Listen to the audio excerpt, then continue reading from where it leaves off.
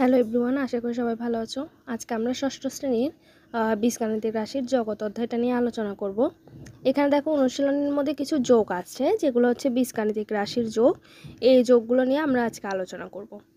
দেখো, যোগ করার জন্য সাধারণত কমপক্ষে দুইটা রাশি লাগবে। তোমরা 3-4টা দিলেও একভাবে যোগ করবা।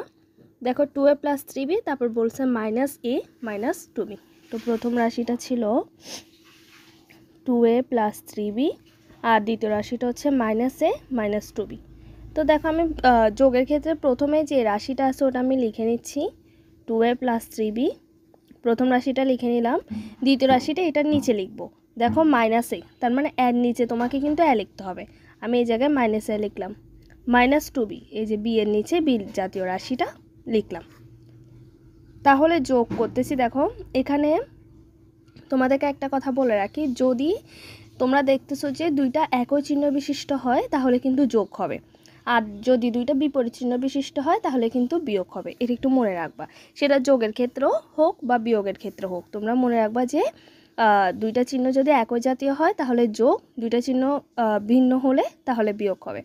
তা দেখো, এখানে দেখো 2 এর সামনে তোমরা দেখতেছো যে একটা প্লাস মনে মনে, আর এটা মাইনাস, তার মানে ভিন্ন চিহ্ন। তো ভিন্ন হলে আমরা বিয়োগ করব। তাহলে দেখো এখানে দুইটায়, আর এখানে মনে মনে 1 আছে, তাহলে একটাই, দুইটা থেকে একটা যদি চলে যায় একটাই বসবে। এবার দেখো, তোমাদের এবার দেখতে হবে যে এখানে সামনে তুমি কোন চিহ্নটা বসাবা। 2 আর 1, যেটা বড় সাধারণত তার চিহ্নটাই প্রাধান্য পাবে। এখানে দেখতেছো যে তুমি 2টা বলো, তাহলে ওর সামনে যেহেতু প্লাস আছে ওর সামনেও কিন্তু প্লাসটাই বসবে।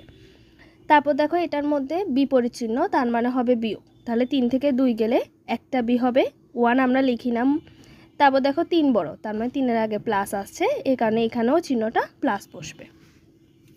দেখো তারপর 2 নং, এখানে যে 2 নংয়ে দেখো 3টা রাশি দেওয়া আছে, তো আমি 3টা রাশিটা করে দেখাচ্ছি। 4x - 5y, তারপর আছে -2x + y, 6x + 7y। তো দেখো প্রথম রাশিটা লিখলাম 4x - 5y, তারপর আছে -2x, x এর নিচে xটা লিখলাম, +y লিখলাম, তারপরটা হচ্ছে 6x + 7y। এবার আমরা যোগ করব।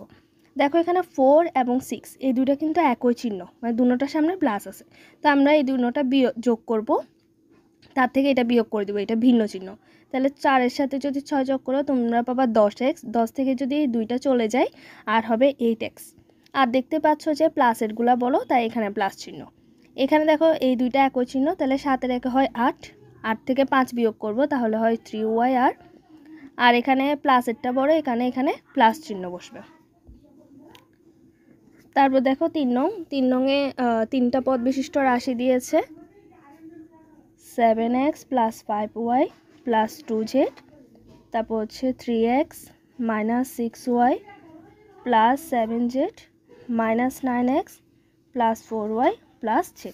আমি প্রথম রাশিটা লিখে নিচ্ছি, 7x + 5y + 2z। এটার নিচে দেখো দ্বিতীয় রাশির প্রথম পদ আছে 3x, তো x এর নিচে x লিখলাম, -6y, তারপর আছে +7z। তৃতীয় রাশির মধ্যে দেখো -9x আছে, লিখলাম, +4y, তারপর আছে +z। এবার দেখো এই দুইটা একই চিহ্ন, তার মানে এই দুইটা আমরা যোগ করব, 7 এ 3 হয় 10। এটা বিপরীত চিহ্ন, তাহলে 10 থেকে 9 চলে গেলে একটা x, এবং প্লাসেরটা পরে এখানে প্লাস। তারপর দেখো এই দুইটা একই চিহ্ন, 5 এ 4 হয় 9, 9 থেকে যদি 6 চলে যায় আর হবে 3y, প্লাসেরগুলা বড়, এখানে প্লাস। এইখানে দেখো তিনোটাই প্লাস, তার মানে একই চিহ্ন তিনোটা, তার মানে আমরা যোগ করব 7, 8, 9 এখানে, আর এখানে হয় 10, তাহলে 10z, এবং তিনোটাই প্লাস, এখানে প্লাস চিহ্ন বসবে।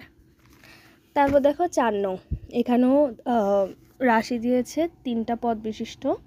প্রথমটা বলা হয়েছে 5ax + 3by - 14cz, তারপর আছে -11by - 7ax - 9cz।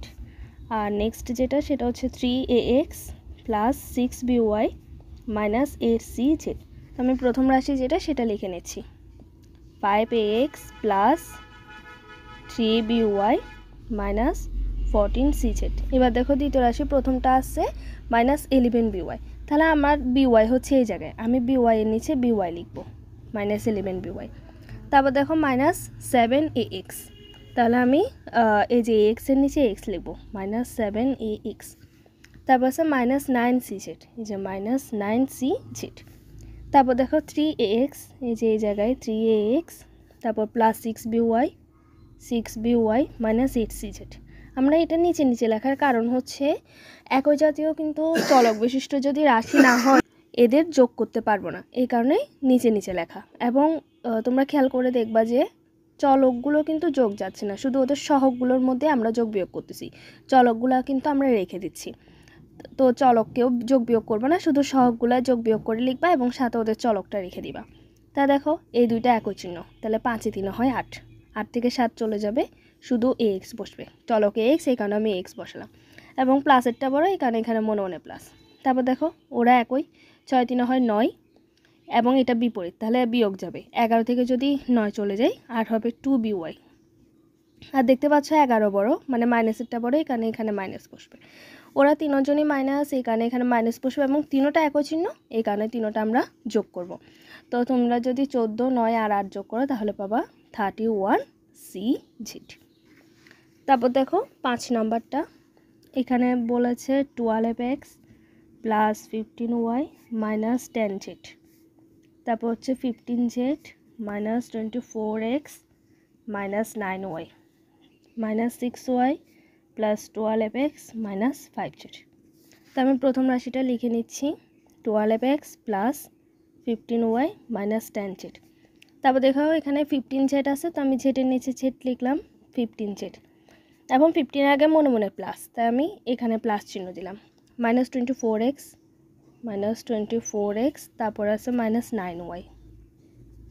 তৃতীয় রাশির মধ্যে প্রথমে আছে -6y, তারপর হচ্ছে +12x আর -5z।